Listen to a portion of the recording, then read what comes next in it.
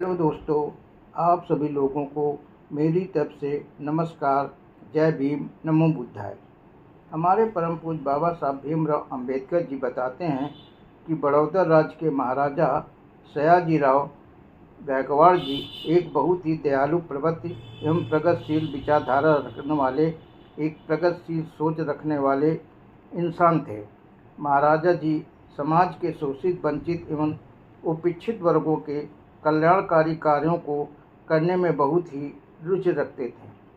उस समय पूरे देश में महाराजा सयाजी गायकवाड़ जी के बदौलत कारण बड़ौदा रियासत में समाज सुधार के लिए कानून की पालन के लिहाज से उनकी भूमिका सबसे आगे थी।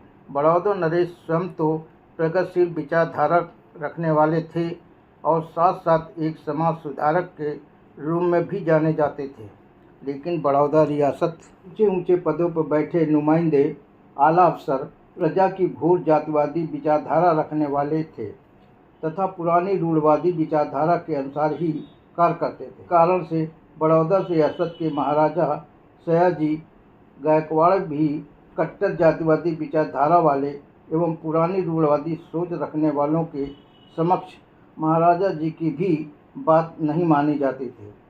राज्य के उच्च अधिकारी भी महाराजा जी को गलत सूचना देते थे, सही बात नहीं बताते थे। इन्हीं सब कारणों की वजह से बाबा साहब भीमराव अंबेडकर जी के आवास की व्यवस्था कराने में असमर्थ थे और साथ ही साथ बाबा साहब जी के साथ मानवीय माहौल भी बनवा सकने में असमर्थ थे। बड़ौदा नरेश, बड़ौदा रियासत में बाबा साहब भीमराव अंबेडकर जी का जो घोर अपमान, घोर बेइज्जती हुई थी, वो रियासत, वो राज्य, वो स्टेट हिंदू समाज के लिए एवं हिंदू धर्म की जातिवादी रूढ़वादी व्यवस्था के लिए एक सबसे बड़ी शर्म की बात थी। बड़ौदा रियासत में इस प्रकार की घटित अमानवीय व्यवहार की अनेकों घटनाओं में देश की गरीब, शोषित, वंचित, उपेक्षित वर्ग या समाज को ऐसी व्यवस्था से बाहर निकालकर गुलामी की बेड़ियां तोड़ने के लिए बाबा साहब भीमराव अंबेडकर जी के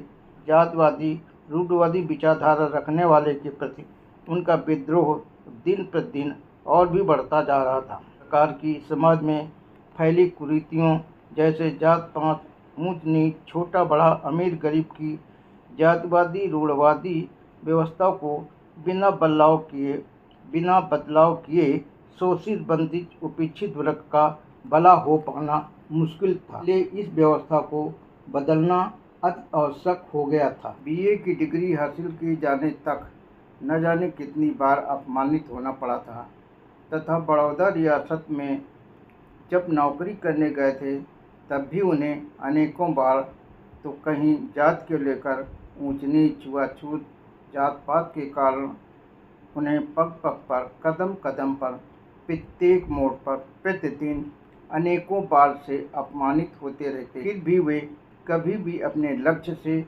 कभी भी अपने उद्देश्यों से किसी भी प्रकार से विचलित नहीं हुए थे। हमेशा वे अपने लक्ष्य को पूरा करते हुए, अपने उद्देश्यों की पूर्ति करते हुए आगे बढ़ते रहते थे। बाबा साहब भीमराव अंबेडकर जी बताते हैं कि समाज द्वारा दिए गए उन कड़वे अनुभवों, दुखों एवं कष्टों, तकलीफ़ों से हमेशा मुझे आगे बढ़ने की नई प्रेरणा मिलती थी। अपमानित की जाने वाली प्रत्येक घटित घटना ही उन्हें अपने लक्ष्य की ओर प्राप्ति के लिए आगे बढ़ने की प्रेरणा प्रदान कर। बड़ौदा राज्य की स्टेट में अपमान के साथ साथ जो उनके साथ अमानवीय व्यवहार भी किया गया था, उसके बाद उन्होंने यह तय कर लिया था, एक संकल्प ले लिया था कि हिंदू समाज में फैले हुए अन्याय और अत्याचार का हमेशा विरोध करते रहेंगे और समाज में जो जात पात, छुआछूत, अमीर गरीब, छोटा बड़ा का जो भेदभाव बना हुआ है, उसे मैं खत्म कराने के लिए आंदोलन भी करूँगा।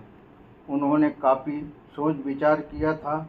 मुझ जैसे उच्च शिक्षित, उन पढ़े लिखे व्यक्ति के साथ एक अछूत एवं महान जात के होने के कारण परसों से भी बदतर बर्ताव किया जाता है, तो देश के करोड़ों अन्य अछूत भाइयों बहनों के साथ किस प्रकार का व्यवहार होता होगा, किस प्रकार से वे अपना जीवन यापन कर रहे होंगे, किस प्रकार से अपनी ज़िंदगी बिता रहे होंगे।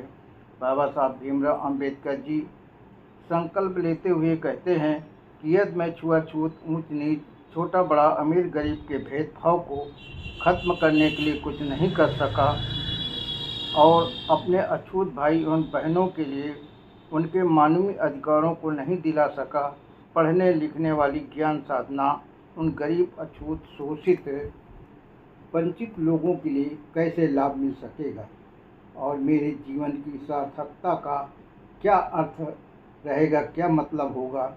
हमारे परम पूज्य बाबा जी भीमराव अंबेडकर जी, जो हम सबके मसीहा, जो अपने इरादों के पक्के और अपने जीवन के इसी महान उद्देश्यों की पूर्ति करने के लिए आगे ही बढ़ते गए थे।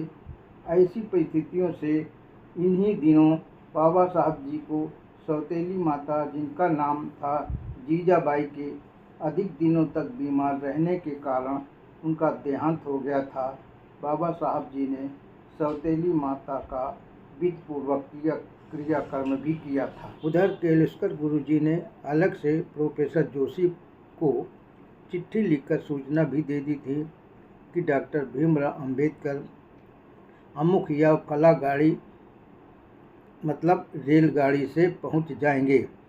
जब बाबा साहब भीमराव अंबेडकर जी बड़ौदा रेलवे स्टेशन पर ट्रेन से उतरे और चारों तरफ देखा कि वहां पर कोई नहीं था।